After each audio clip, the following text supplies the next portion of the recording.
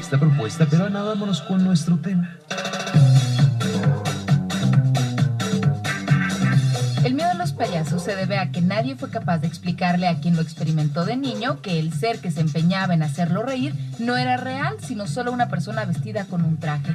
Para John Ramsey Campbell, escritor de cuentos de horror, el miedo al bufón es antiguo y tiene que ver con el miedo a la máscara, al hecho de que no cambia y siempre aparece con una sonrisa. Si un padre no le ayuda al niño a entender que el payaso es divertido y tonto, puede desarrollar un miedo persistente, aunque con el tiempo y el trabajo todas las fobias se pueden curar. Vamos a platicar del tema. Nos acompaña esta noche Carlos Camchay. Camchay, ¿no? Sí, Camchay. ¿Cómo estás? Bienvenido, muy buenas Bien, noches. gracias. Psicoterapeuta y médico de la risa, certificado en yoga de la risa, de Así lo que es. ya habremos de platicar en algún momento. Pero vamos a hablar ahora de ese miedo a los payasos. Hay mucha gente adulta que le tiene pánico a un payaso, aunque sea una figura que tenga características suaves, que tenga características nobles, pero hay quien le tiene miedo a los payasos porque en algún momento, como nos dice Ana, pues no le explicaron que el que pretendía divertirlo en la fiesta quería eso y no espantarle, ¿no? Exactamente. Es multicausal. Es importante hacer una diferencia entre el miedo a la fobia, ¿no? Ok. Que estaríamos hablando de lo que es cobrofobia, donde ya es un miedo irracional, donde la persona ya ni siquiera lo puede imaginar porque le atacan de manera inmediata todos los síntomas de ansiedad, ¿no? Ya lo sobrerebasan a la persona. Un miedo, una persona sí se puede acercar, sí puede tener cierta distancia con los payasos, pero hasta ahí. Y llega a ser funcional todavía, a diferencia de la fobia, donde definitivamente ya le obstaculiza en todas las esferas de su vida.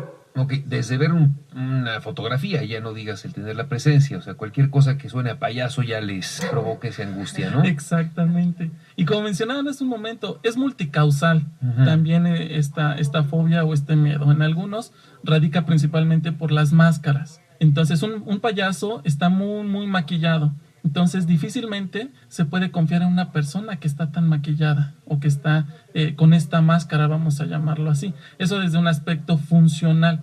Hay, sin embargo, aspectos inconscientes donde, por ejemplo, el payaso puede solamente ser un factor asociado a algún evento que se generó en ¿Cómo su que, por infancia. ejemplo? Por ejemplo, supongamos que está en la fiesta infantil y entonces recibe un regaño muy fuerte de papá o de mamá, ¿no? Entonces, socialmente no es aceptado tenerle odio a mamá o a papá. Entonces me agarro de un referente y puede ser cualquiera. En este caso puede ser el payaso. Entonces decido tenerle rechazo a ese payaso. O puede ser hasta la misma fiesta que tuvo ese día. Exactamente, o los globos, ¿no? Por ejemplo, también otro factor asociado al miedo a los payasos es el factor sorpresa, Okay. ¿no? Que te espantan. Y es bien importante hacer como una diferencia entre el payaso al clown, ¿no? Que finalmente a nivel de traducción es lo mismo, pero el clown es como un niño interno, un ser más auténtico. El payaso llega y en su show se burla de ti, a diferencia del clown que está a disposición de los demás para que se burlen de sí mismo.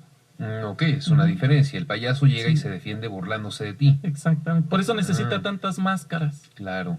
Y características aumentadas, los zapatotes, Exacto. los moños grandes, los pantalonzotes, en fin, las pelucas que son a veces Claro. gigantescas y que hacen que sus características se salgan de lo humano, empezando porque la cara tiene colores y porque las características están aumentadas. Entonces, eso hace que las proporciones pues se vuelvan una cosa incomprensible, sobre todo para un niño pequeño, ¿no? Exactamente.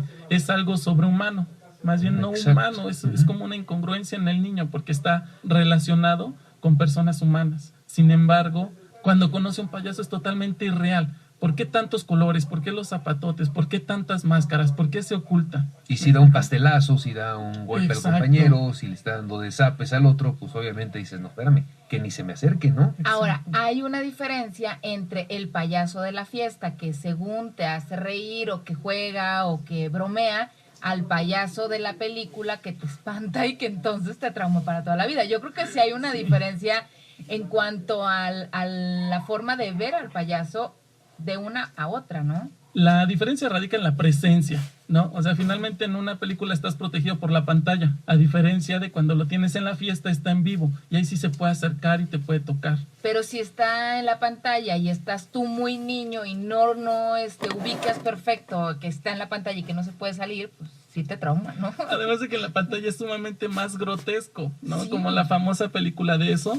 ¿no? Donde le ponen dientes y colmillos y así horrible. Yo creo que a muchos nos traumó esa película, porque se supone que debe de generar felicidad, no miedo. Ahí la recomendación es que los papás no lleven a los niños a películas que no están aptas para su clasificación. Exacto. Porque esa película de eso era para adultos. Sí. ¿Qué hacía la escuincla Ana Laura en el cine? No A la vi ver. en el cine, yo la vi en la televisión, Peor tantito. en la casa, y la verdad es que pues sí, en una de esas de estarle cambiando vi la película y sí me traumé. Ustedes que son expertos en esta materia de la risa, me imagino que también recurren a ciertos elementos como las narices o los colores para poder acercarse y tener ese contacto. ¿Dónde notan que puede haber una aceptación y dónde un rechazo, sobre todo con los niños, sobre todo hablando de los médicos de la risa? Justamente por eso te hacía la diferencia entre payaso y el clown, porque los médicos de la risa ocupan el arte del clown. Okay. Su maquillaje es muy discreto, trata de mostrarse al 100% auténtico y también se muestra muy vulnerable, ¿no? Entonces, por ejemplo, cuando vamos a visita a un hospital, nosotros a distancia ya identificamos por la expresión corporal que tiene el niño qué es lo que le genera, si le genera miedo, le genera angustia, le genera simpatía, le genera atracción, etcétera. Tenemos una preparación para identificar ese tipo de lenguaje corporal. Si identificamos algo que no es propio y que en lugar de hacer feliz al niño le va a perjudicar, nos alejamos del niño y poco a poco nos vamos aproximando hasta donde él lo permita. Si definitivamente no permite una aproximación, sino a la distancia es como tratamos de hacer reír al niño. ¿Te ha tocado ver casos de gente que tenga fobia a los payasos? ¿Cómo se comportan? ¿Qué hacen? Sí. ¿Qué hacen? Les da taquicardia, es que los abruma todos los síntomas de ansiedad. Ajá. Les da taquicardia, se le duermen las manos, tienen hiperventilación, mareos, incluso hasta se llegan a desmayar. ¿Nunca ha salido a los guamazos un payaso allí? No, Oye, pues imagínate, sí, es que el es una miedo. defensa, claro, Pues es sí. un instinto, ¿no? Pero prefieren perder el principio de realidad desmayándose Claro. a desbordarse de O sea, esa te manera. ha tocado ver el payaso chin. Pues. No me ha tocado verlo porque, bueno, como te decía, nosotros Sí. tenemos esa capacitación para no acercarnos y más como con un niño. Sí, O sea, bueno. imagínate cómo está el ambiente de hospital que no es nada agradable para ellos. Claro. Y aparte abrumarlo con esta ansiedad, pues no. Sí. Pues qué interesante. Y sobre todo con los niños, ¿no? Que finalmente, bueno, por muchas generaciones, ya ahora ya no se usan las fiestas de payasos. Ya es algo que está un poco en desuso, pero antes, en otras generaciones, no había fiesta que no tuviera ya el payaso que te diera de cates, Sí. ¿no? Sí, sí, sí. Ahora hay payasos hasta para adultos, qué cosa. Exactamente. No, ya es una derivación terrible, ¿no? Bueno, no terrible, pero diferente, ¿no?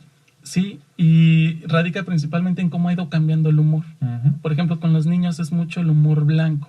Y pareciera ser que conforme vamos creciendo, la capacidad de hacernos reír se vuelve más compleja, Ujú. ¿no? Por eso a veces a algunas personas le cae mal el humor blanco y tiene que ser un chiste en doble sentido para que le genere risa. Por eso ya surgieron los payasos para adultos. Pues sí, y algunos son bien manchados. Sí, muchísimo. Pues qué interesante, gracias Kamchai. A ver si otro día vienes con nosotros y nos platicas un Claro. poco de la yoga de la risa. ¿Qué significa eso? ¿Qué implica? ¿Para quién? ¿Por qué? ¿No? ¿Cómo es que tú estás certificado en la yoga de la risa? ¿Qué logras a través de eso? ¿No? Por supuesto, claro que sí. Buenísimo. Kamchai, gracias.